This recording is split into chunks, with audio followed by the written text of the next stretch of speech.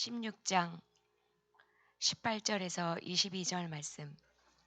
들릴라가 삼손이 진심을 다 알려줌으로 사람을 보내어 블레셋 사람들의 방백들을 불러 이르되, 삼손이 내게 진심을 알려주었으니 이제 한 번만 올라오라 하니, 블레셋 방백들이 손에 은을 가지고 그 여인에게로 올라오니라.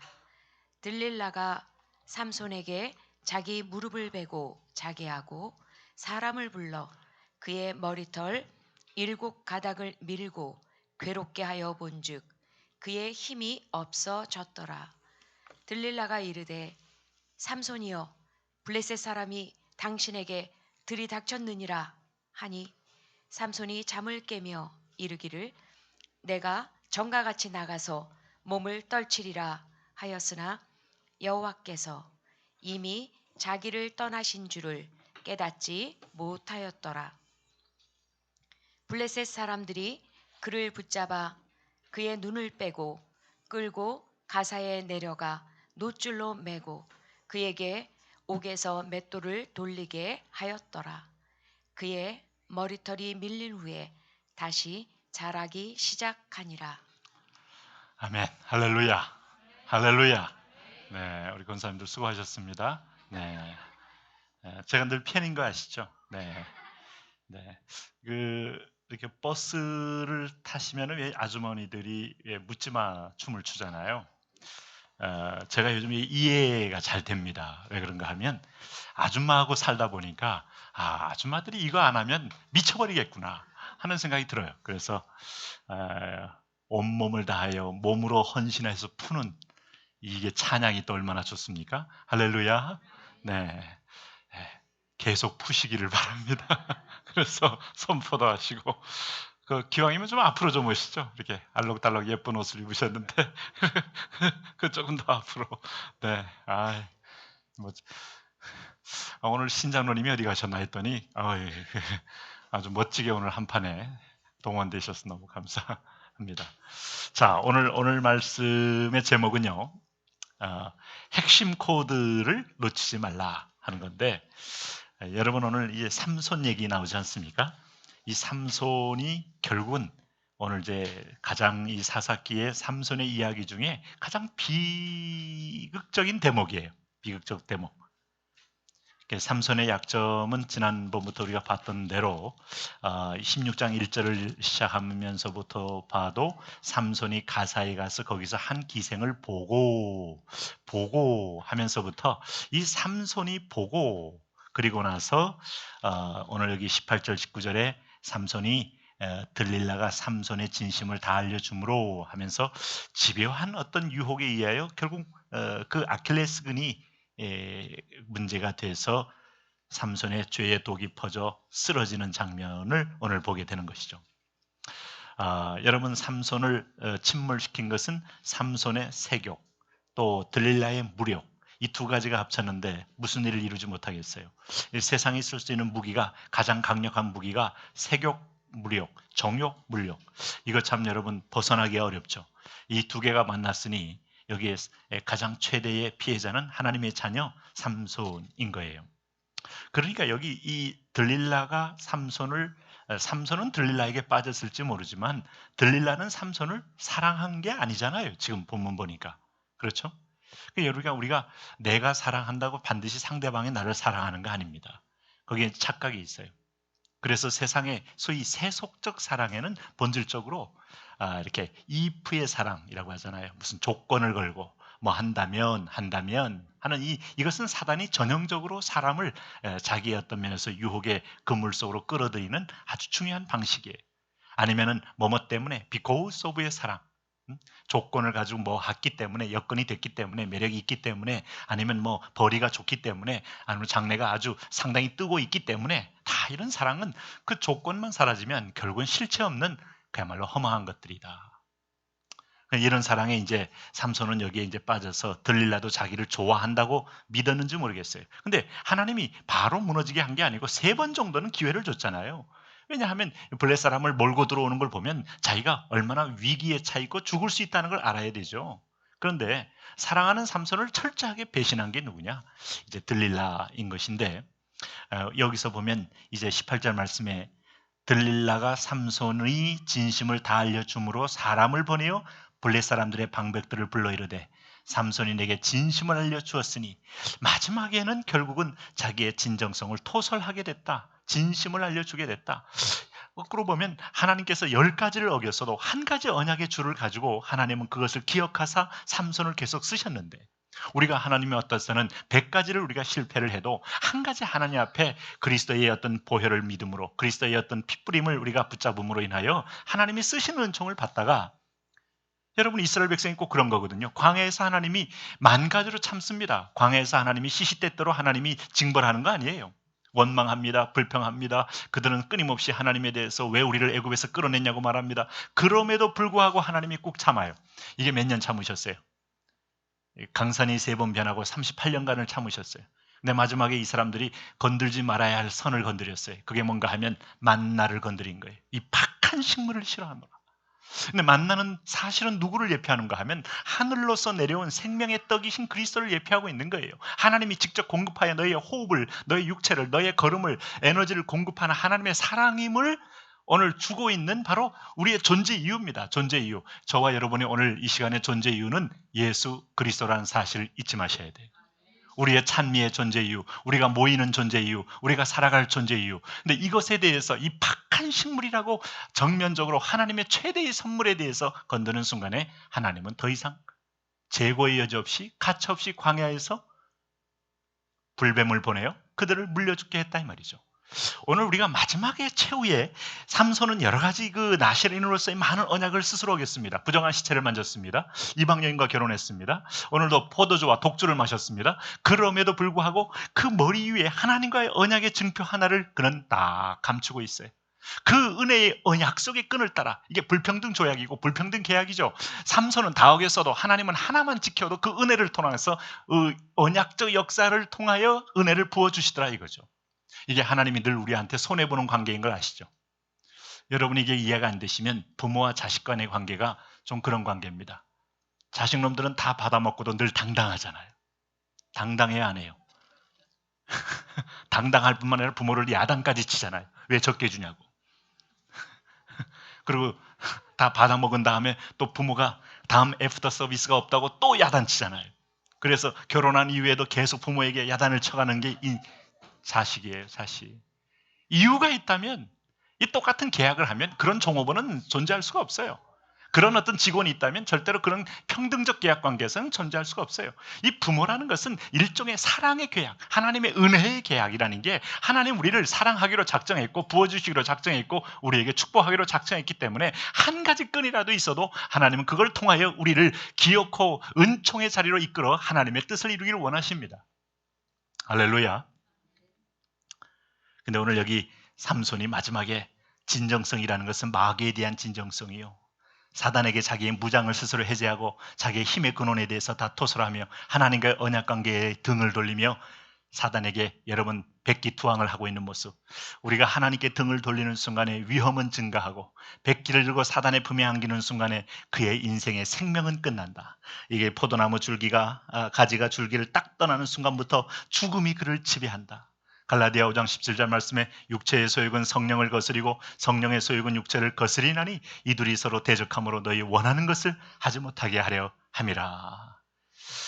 아무튼 여러분 오늘 아킬레스건을 열어놓고 이것을 계속적으로 유혹해오는 세력을 이기는 장사는 없어요.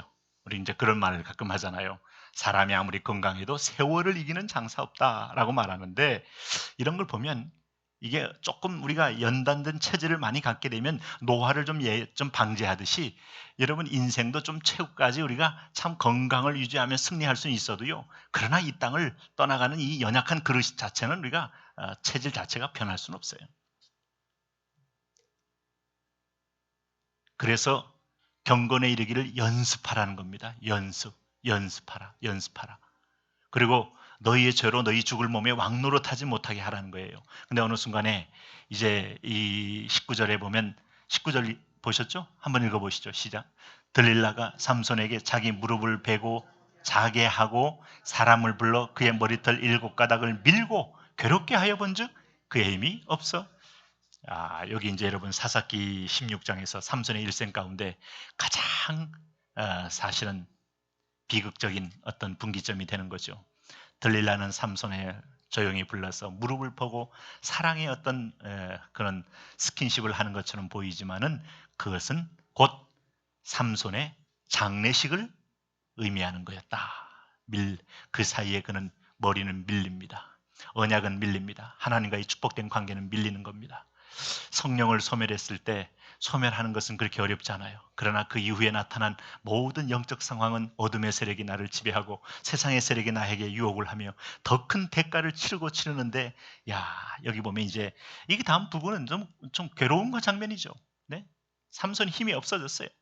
그 삼손이 서서히 마치 우리가 흔히들 가마솥 속에 개구리가 서서히 이렇게 데워갈 때 이렇게 서서히 익어간다는 말도 합니다만은 어느 순간에 보니까 주변에 쫙 유혹의 요소를 방치해 둔 채 장수할 수는 없어요. 그것이 어느 순간에 내게 파고 들어오고 상온에서 여러분 이게 습도가 적절한 곳에서 놓아둔 빵이나 음식들은 상하게 돼 있어요. 이 죄악의 세력이 몰려오는데 피하든지 아니면 영적인 용광로에 들어가든지 영적인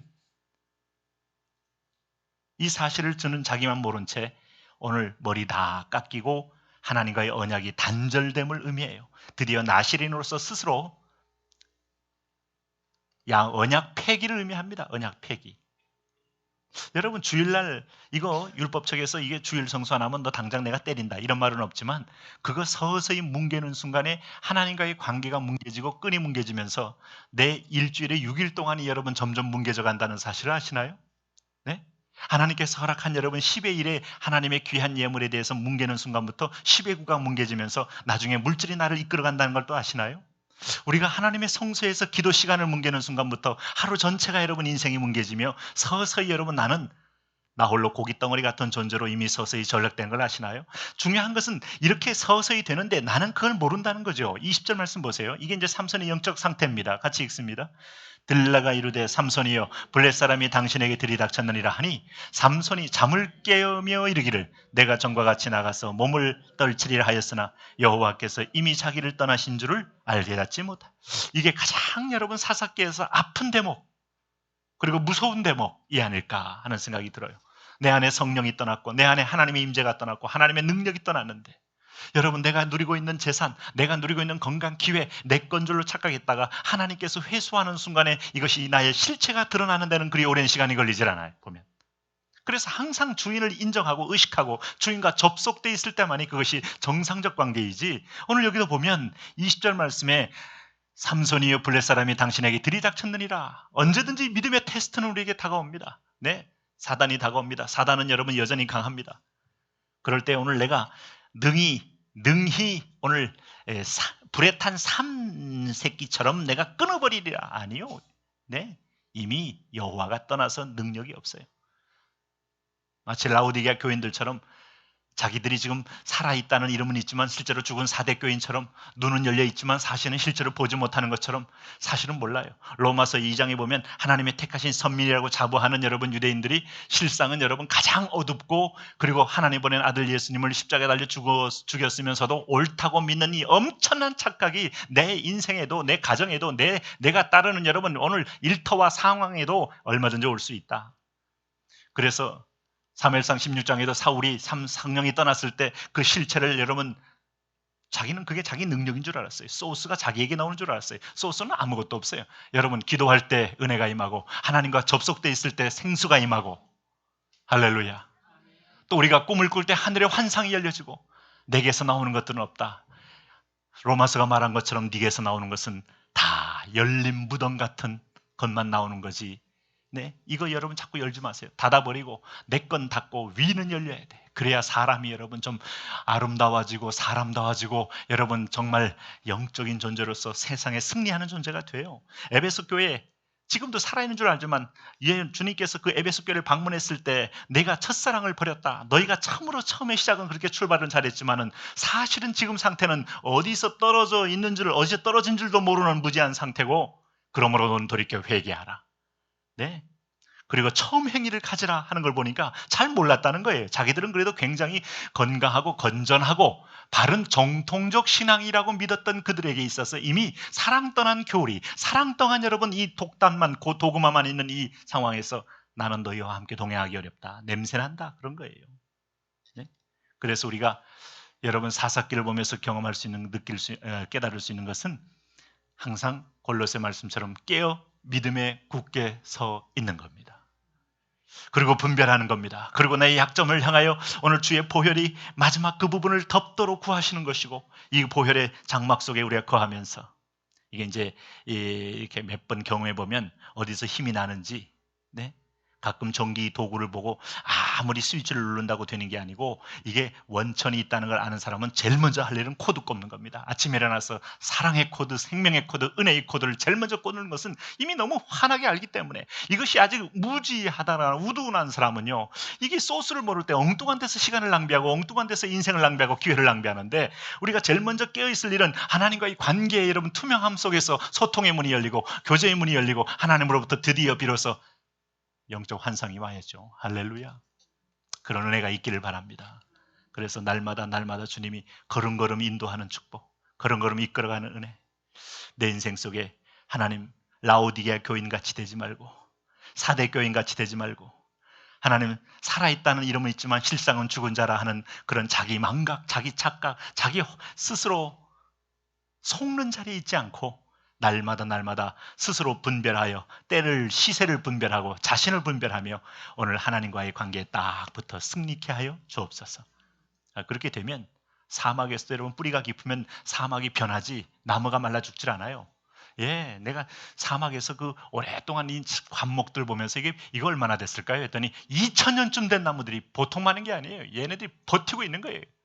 그 비 한 방울 안 떨어지는 그 아주 건조한 날씨에도 낮에 되면 50도가 되고 해서 확 사막에 이 열풍이 불어올 때 다 말라버릴 때도 여전히 푸르러.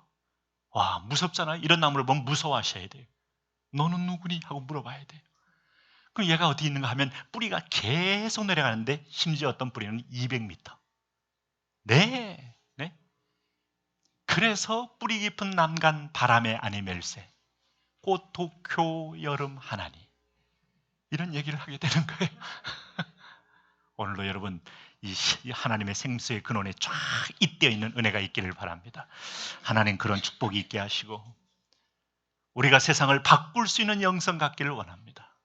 주의 사랑의 포로가 되기를 원하며 주의 은혜에 하나님 접속이 되어 이 세상의 원망, 불평, 짜증, 비교의식 속에 하늘의 사랑으로 덮어버리는 가정의 승리자가 되게 하여 주옵시고, 순의 승리자가 되게 하여 주옵시고, 세상 속의 승리자가 되게 하여 주옵시고, 어디를 가도 하나님 책임 타령하고 당신 때문이요, 당신 환경 때문이요, 누구 때문이요, 핑계로 계속 죄를 하나님 아버지 나선형처럼 돌리고 있던 그때 오늘 하나님의 사람들이 가서 죄의 세력을 끊어버리는 은총이 우리를 통하여 있게 하여 주옵소서.